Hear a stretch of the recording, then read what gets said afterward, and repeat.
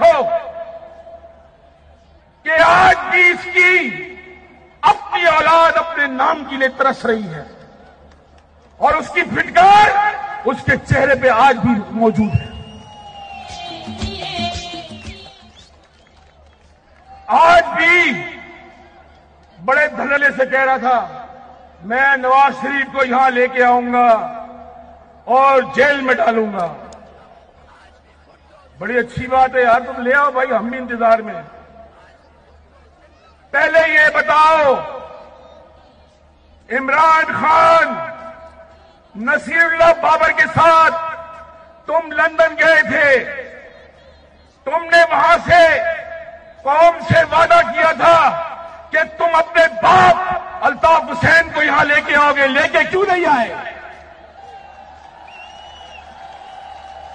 جو 50,000 سندھ کی دھرتی کے بچوں کا قاتل، اس کو تم انٹرپول کے ذریعے نہیں لا سکے، تمہارے باپ پر ضرورت ہے کہ تم نواز شریف کو لا کے دکھا سکتے ہو.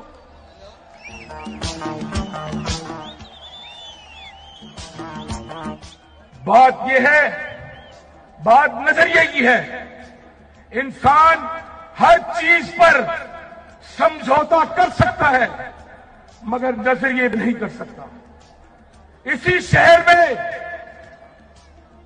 بوری بند سے پڑی رہتی تھی اور ہم جمہوری جماعتیں اس فاشسٹ تنظیم کو تعقب کرتے تھے اور اس کا راستہ روکتے تھے. ہماری سیٹوں کے اوپر، الیکشنوں کے اوپر بکسے چوری کیے گئے اپنے منو من نتائج حاصل کرنے کے لیے. فاسسٹ قسم کے گروپ اس ملک میں تیار کیے گئے تاکہ جمہوری قوتوں کا راستہ روکا جائے.